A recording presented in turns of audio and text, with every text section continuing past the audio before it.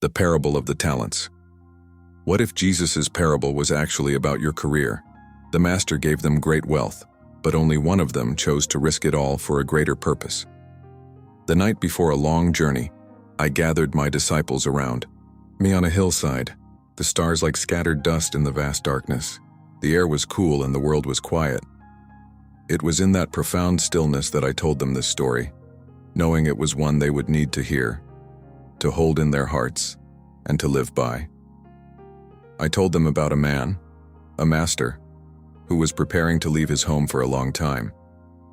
This man had great wealth, and before he left, he called his trusted servants to him. He was a man who knew his servants well, a man who saw not just their faces but the character of their souls. He entrusted his wealth to them, each according to his ability. To one he gave 5 talents of gold, to another 2, and to the third he gave 1. He did not give them a task, he simply gave them a gift and then departed. The story of what they did with that gift, of the choices they made in the silence of his absence, is a story that reveals the very heart of the kingdom. Thank you for engaging with the story of the talents. The deeper you reflect on it, the more you see the power of using what you've been given. If this narrative has inspired you to think about the talents in your own life, the unique skills, opportunities, or resources you possess, then this story has done its work. The first 2 servants weren't just rewarded for their success, they were praised for their effort, their courage, and their willingness to risk something for a purpose greater than themselves. Don't let this insight pass you by. The story of the talents is a mirror that asks us to examine our own lives. Are we being a good steward of what we've been given? Are we hiding our potential out of fear, or are we actively putting it to work? Your thoughts and reflections on this are incredibly valuable. Please take a moment to leave a comment below and share how this timeless story speaks to you today. If this parable has moved you, chances are it will resonate with others as well. Think of someone you know who might be struggling with fear or uncertainty about their own purpose. Someone who needs a reminder that their talents are meant to be used. Sharing this story with them could be the spark they need to move from caution to courage. Please share this story to help spread this message of purpose and action. The servant who received the 5 talents was a man accustomed to great responsibility. He was not a mere laborer but a chief steward, a man of keen intellect and deep loyalty. His days were filled with the administration of his master's vast estate. He oversaw the harvest, managed the livestock, and negotiated with merchants in the bustling markets. His hands were calloused not from manual labor, but from the constant writing of ledgers and the firm handshake of a man of business. He was respected by all, a man whose judgment was sound and whose diligence was unwavering. His life was one of purpose and order. He lived by the rhythm of the seasons, the rise and fall of commerce, and the unwavering confidence of a master who saw him as more than just an employee, but as a partner in his enterprise. When the master called him forward and placed the 5 talents into his hands, there was no surprise. He had expected the trust. What he did not expect was the weight of it, the profound silence that followed the master's departure. The gold sat in his hands, heavy and cold, a symbol of a trust so deep it was almost terrifying. He looked at it not as a simple sum of money, but as a living representation of his master's faith in him. He knew that the gold itself was inert, but the trust it embodied was alive and brimming with potential. This was not a wage for work already done. It was an invitation to a future he had not yet imagined. He took the 5 talents and returned to his home, a man no longer simply managing an estate but carrying a part of its very soul. The first crack in his confident facade came the moment he was alone with the talents. He laid the bags on a wooden table, their weight thudding with a dull finality. He had spent a lifetime making decisions, but this was different.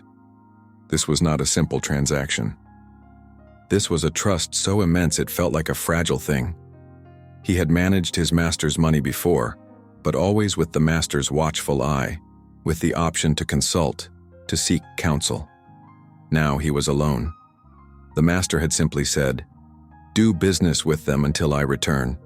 The words were a license, but they were also a burden.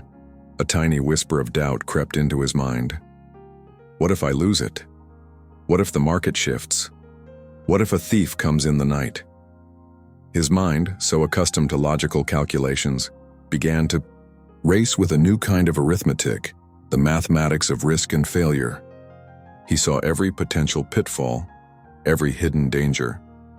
The 5 talents felt less like a gift and more like a test of his worth, a terrifying trial he was not certain he was prepared to pass. For a man who had always been so sure of his abilities, this newfound uncertainty was a deeply unsettling feeling. He knew what was at stake, not just the money, but his master's trust and, more importantly, his own honor. The crack was small, a fine line in the perfect porcelain of his self-assurance, but it was there, and it was the first step toward a true understanding of faith. The internal struggle intensified over the following days.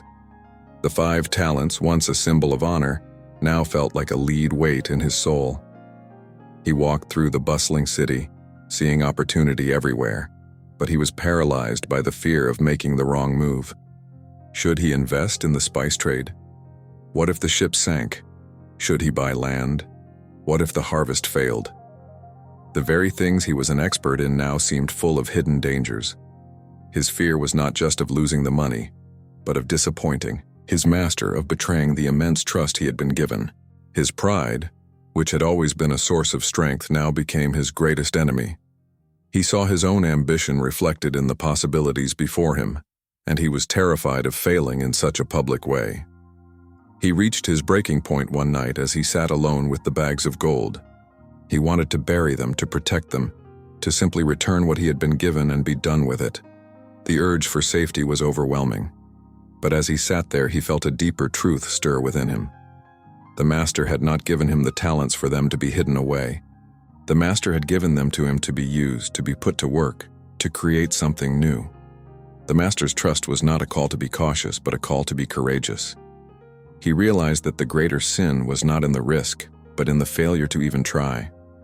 It was in that moment that he chose to silence the whisper of fear and listen to the voice of faith.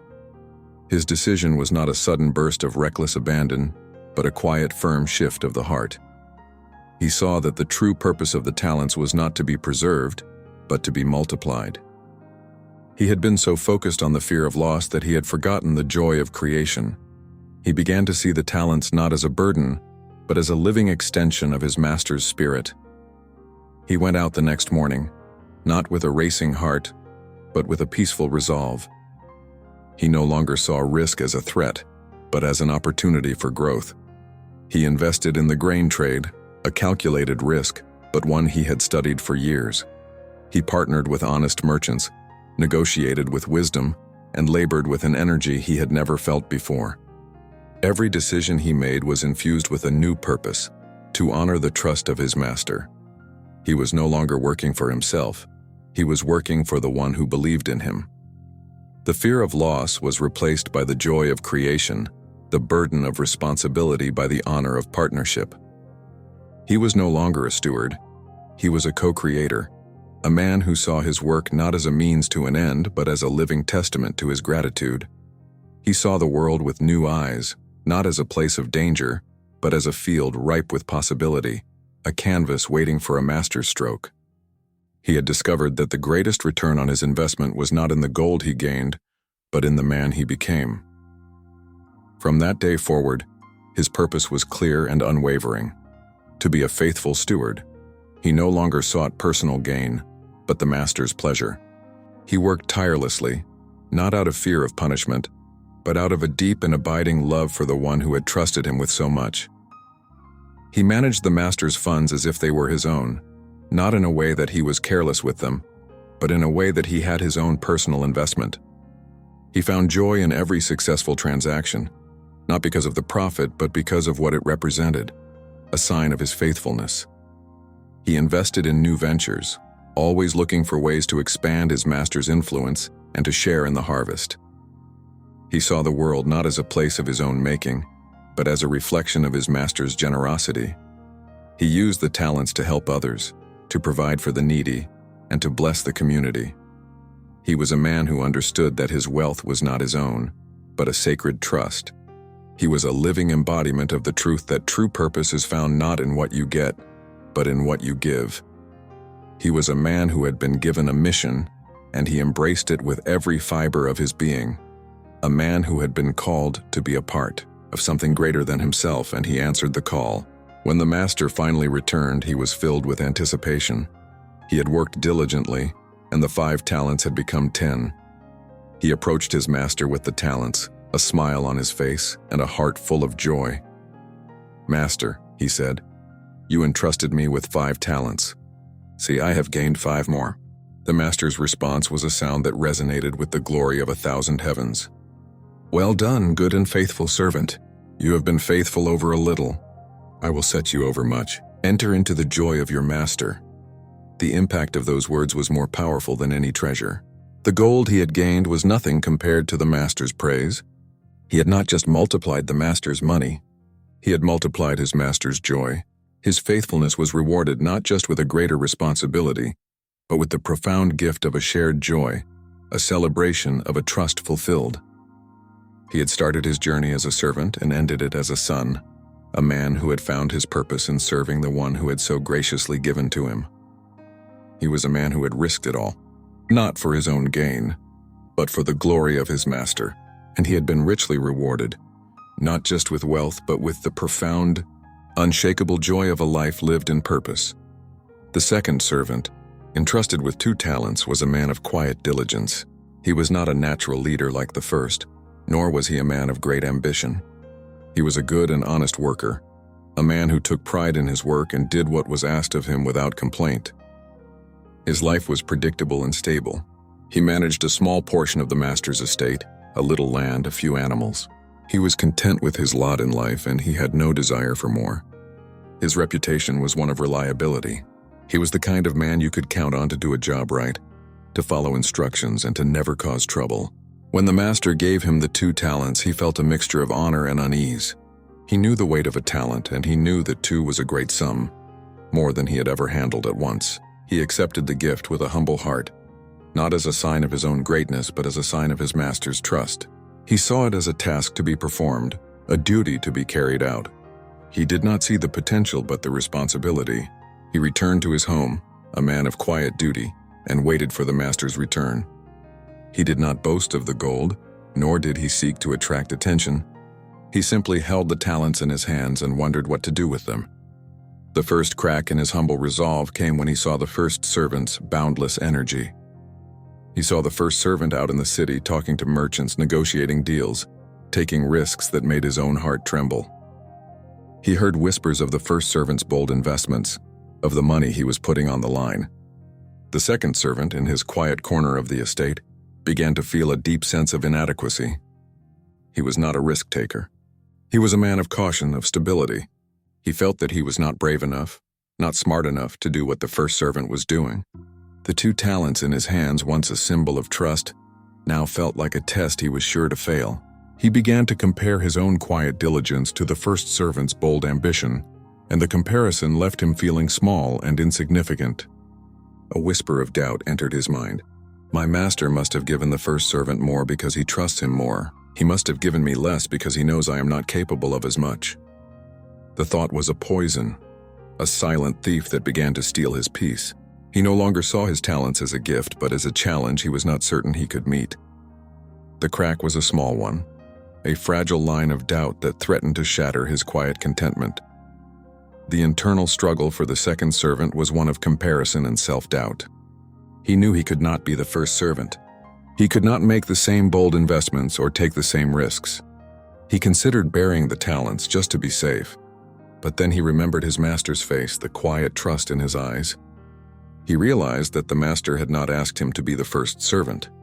The master had asked him to be himself, to use the gifts he had been given.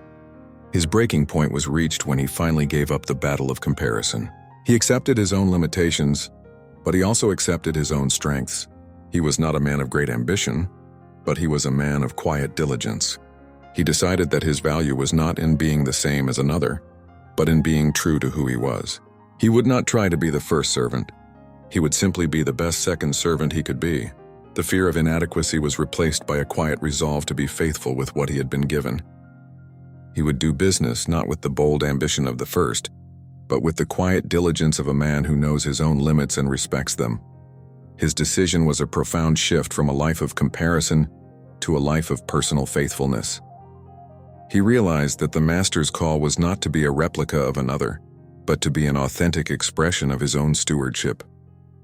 He began to see his 2 talents not as a measure of his master's low expectations, but as a perfect fit for his own capabilities. He began to invest, but in a way that suited his temperament, cautiously but consistently. He bought a small plot of land and began to grow wheat, using the talents to buy the finest seeds and tools. He worked the land with his own hands, and with a quiet determination, he cultivated a rich harvest. He was not seeking a massive return, but a steady, honest one. He was not trying to win a race. He was simply running his own race with a faithful heart. He found joy in the simple, honest labor of his hands, in the feel of the soil, and in the promise of a harvest. He was a man who had been called to be a faithful steward, and he was fulfilling that call, not with a roar of ambition, but with the quiet hum of a life lived in purpose. His purpose, from that day forward, was a simple one: to be faithful in the small things. He knew that his master's pleasure was not dependent on the amount of gold he gained, but on the faithfulness with which he used what he was given. He found deep satisfaction in the work of his hands and the wisdom of his quiet investments. He was a man who knew his limits and respected them, a man who found his value not in the size of his return, but in the integrity of his heart. He was a living testament to the truth that a small gift, used faithfully, can be just as valuable as a large one. He lived his life not in the shadow of the first servant, but in the light of his own unique calling, a man who found his purpose not in seeking the spotlight, but in the quiet, humble work of a faithful steward. When the master returned, the second servant approached him with a quiet joy. "Master," he said, "you entrusted me with 2 talents. See, I have gained 2 more." The master's response was a sound that resonated with the glory of 1,000 heavens. "Well done, good and faithful servant. You have been faithful over a little. I will set you over much. Enter into the joy of your master." The impact of those words was just as powerful as they had been for the first servant. The master's praise was not a measure of the amount of gold, but a measure of the faithfulness of the heart. The second servant had proven that a man's worth is not in what he has, but in what he does with what he has. He had started his journey as a servant and ended it as a son, a man who had found his purpose in serving the one who had so graciously given to him. He was a man who had been given a mission, and he embraced it with every fiber of his being. A man who had been called to be a part of something greater than himself, and he answered the call. The third servant, the one entrusted with a single talent, was a man of caution, even fear. He was not a man of business nor a man of great diligence. He was a man of anxiety, a man who saw the world not as a place of opportunity but as a place of danger. He was a man who valued safety above all else, a man who would rather have nothing than risk losing what he had. His life was a quiet, solitary one. He did not engage in the master's business, nor did he seek to be in his presence. He saw the master as a stern, demanding figure, a man who was quick to punish and slow to praise. The talent in his hands, a sum so vast it could have changed his life forever, felt not like a gift but like a burden. He saw it not as a seed of potential but as a ticking clock, a test he was sure to fail. He held the gold in his hands, and his heart was not filled with joy, but with a paralyzing fear. The crack in his heart was not a fine line, but a deep, gaping chasm of mistrust. He had a distorted view of his master. He saw the master's generosity not as a sign of love, but as a trap. He saw his master's trust not as an honor, but as a cruel test. He heard the stories of the master's great success, and he saw them not as a testament to the master's wisdom, but as a sign of his ruthless ambition. He saw the master as a man who would punish him for any mistake, a man who would take everything he had and leave him with nothing. The fear was a poison that consumed him from within, a fear so profound it made him blind to the truth. The single talent in his hands felt like a single, solitary burden. He was a man who had been given a gift, but he saw it as a threat. The crack was not a new one, but a deep-seated one, a long-held belief that the world was a place of danger, and that it was safer to do nothing than to risk it all. His breaking point was reached the moment he decided to do nothing. He had a choice. He could have taken the talent and, like the second servant, invested it cautiously. He could have found a way to make it grow, to honor the master's trust. But his fear was too great. He could not bring himself to risk it all. He took the talent, and in the dead of night, He went to a lonely field and buried it in the ground. He covered it with earth with a sense of relief, a sense of finality. He had not lost it. He had not risked it. He had preserved it, and he believed that in doing so he had been wise. His breaking point was a moment of surrender, not to a higher purpose but to his own fear. He believed he was acting with prudence, but in his prudence he had sealed his own fate. He had taken the master's gift and had turned it into a tomb. His decision to bury the talent was a profound shift from a life of fear to a life of self-justification. He had not just buried the talent, he had buried his own potential. He had convinced himself that his master was a demanding man, a man who harvested where he had not sown. He told himself that he was a victim of a cruel and unfair system, and that his choice to do nothing was the only logical one. He had shifted from a man who was afraid to a man who was righteous in his own eyes, a man who saw himself as a prudent, wise steward, even though his actions were a betrayal of the master's trust. He was a man who had been given a gift, but he had chosen to turn it into a burden, a man who had been called to be a co-creator, but he had chosen to be a gravedigger. His purpose from that day forward was a single, solitary one: to return the talent exactly as it had been given. He did not seek to grow it, to invest it, or to use it to help others. He simply sought to preserve it, to hide it from the world, and to return it to the master in its original form. His purpose was not to be a faithful steward, but to be a cautious one, a man who valued safety above all else.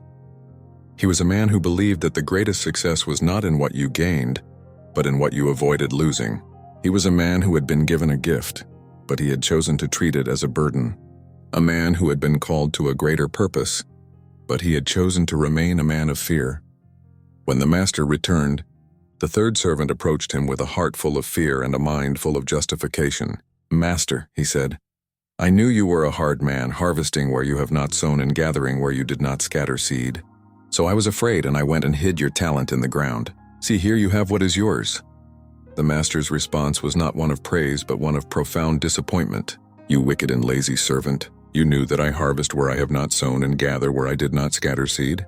Then you ought to have put my money with the bankers, and at my coming I should have received what was my own with interest." The impact of those words was a devastating blow. The servant who had sought to preserve his gift had lost it all. He had been so focused on his fear of loss that he had failed to see the immense opportunity he had been given. He had been so focused on his own righteousness that he had failed to see his own profound lack of faith. The master took the talent from him and gave it to the servant who had 10, a final, unyielding truth that to those who have, more will be given, and from those who have not, even what they have will be taken away. The third servant's closing impact was a life lived in fear, a life without purpose, a life that ended in the profound emptiness of a lost opportunity. This is the story I told them, a story not just about money, but about the very nature of the heart. The master's judgment was not about the amount of gold gained, but about the faithfulness of the heart that guided the choices made in his absence. This is a story about the profound truth that what you do with what you have reveals who you are. The talents were not just a gift, they were a test. And the true measure of a man's worth is not in the size of his treasure, but in the generosity and courage of his spirit. I ask you now, which of the servants are you? My children, I see you here today, gathered in this place, listening to my words. I have told you the story of the talents not as a history lesson, but as a parable for your own lives. You each have been given a gift, a talent, a unique spark of the divine within you. Do you see it? Do you recognize the immense value of what I have entrusted to you? It is more than just a skill or a possession. It is a part of my heart that I have placed in your hands. Do not let the anxieties of this world cause you to bury it away. I know that some of you are like the third servant, afraid of risk, afraid of failure. You have a deep-seated fear that if you try, you will lose what you have. But I tell you this, that fear is not from me. The fear of failure is a lie that keeps you from discovering the joy of being a co-creator with me. The greatest loss is not in the failure to succeed, but in the failure to even try. It is in the willingness to step out in faith that you will find your truest purpose. You must trust that I have given you this gift for a reason, and that I will be with you every step of the way. Look at the other two servants. They were not perfect, but they were faithful. They took what they were given and they put it to work. They did not hide their talents away. They multiplied them. They did not do it out of a need for personal gain, but out of a deep and abiding love for their master. They found their joy in serving, in creating, in being a part of something greater than themselves. This is the heart of the message, my children. The joy of the kingdom is not found in what you possess, but in what you give. I ask you now to reflect on this. What is the one talent that you have been given? The one thing that you have been holding back out of fear? I want you to step out in faith and use it. I want you to trust that your purpose is not in what you can get, but in what you can give. This is a journey of courage, a journey of trust, and a journey of love. I am calling you to a life of abundance, not in things, but in purpose and joy. If this message has spoken to your heart, if it has given you the courage to begin using your own talents, then I ask you to share your journey with others. A simple way to do that is to give this message a like and subscribe to this channel. By doing so, you help to spread this light and you become a part of a community that is striving to live a life of purpose and courage.